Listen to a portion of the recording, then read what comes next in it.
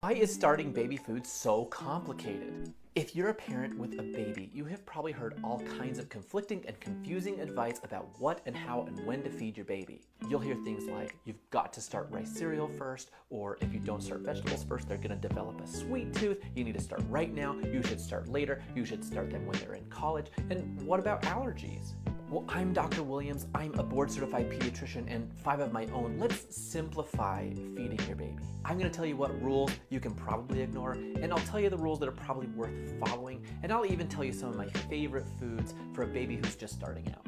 And we've kind of swung back and forth about when the right time is to start your child on baby food. But nowadays, it's more about signs of readiness in your specific child. So this is a kid that needs to have good head control.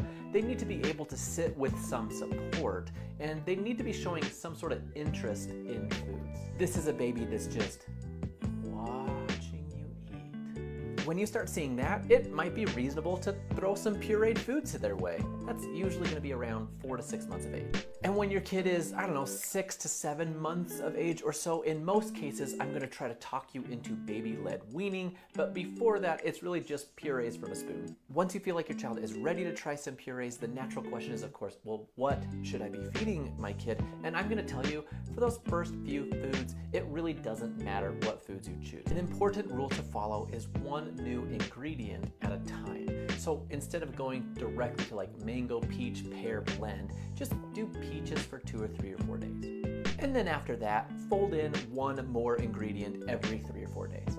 Personally, I'm a fan of starting babies on foods that are high in healthy fats of all things. Things like pureed salmon, avocados, that kind of thing. And that's because developing brains love healthy fats. And I'm gonna tell you, let your child play with their food. Let them rub it in their hands and in their hair and make messes. There's a little bit of evidence that shows that this supports healthy food relationships even into adulthood. Parenting is hard enough without a bunch of bad advice from Aunt June that just complicates things. Make feeding your baby as simple as possible. And if you're just doing your best to raise a healthy kid, make sure you follow along TikTok Kid Doc for more evidence-based help from a pediatrician.